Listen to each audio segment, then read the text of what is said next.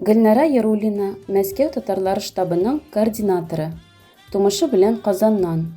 2014 елда Мәскәүгә күчеп киткәннән соң татарлар штабының чараларына йөри башлады.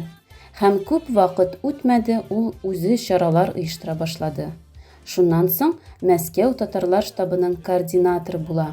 Гөлнара бүгенге яшьләрне канатландыру авыррак ди. Чынлап та шулай. Ләкин авырлыкларга карамыйча, ул бик тырыша, яшьләрне үзебезнең телебезне, милли гореф-гадәтләребезне сакларга чакыра. Татарстаннан меңләгән егет һәм кыз ел саен Мәскәү вузларына укырга керә. Эшләргә китүчеләр дә шактый. Араларында татарлар да бик күп. Китәләр дә тулысынча рус мөхитенә эләгеп, татарлыгын жуя башлыйлар. Ләкин Гөлнара кебек актив кешеләр булганда, шул татар яшьләре югалмый. Гөлнараның штабта бик күп проектлары бар. Һәр атна саен диярлек Мәскәү һәм Мәскәү өлкәсе татар һәм башкорт студентлары өчен аерым бер юнәлештә уңышка ирешкән спикерларны чакыра. Аннары алар төрле өстәл уеннары уйный һәм баянга, гитарга яраткан татар җырларын башкара.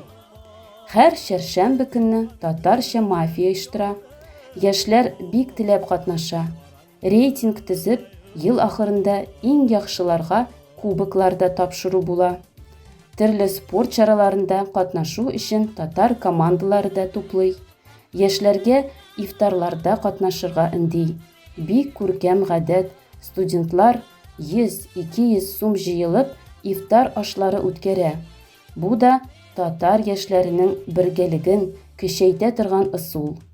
Яңа проектлардан аулак ий, татарча танышулар, алар яшьләргә үзара якынрак танышырга мөмкинлек бирә. Бу чаралар ярдәмендә матур татар парлары барлыкка килә. Бүген Гөлнараның туган көне.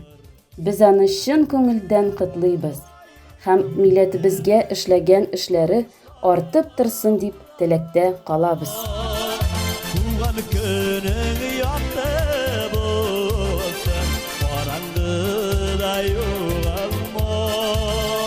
Бәхетле бул, кайгы күрмә, сагышларга уралма. Туган көнең якты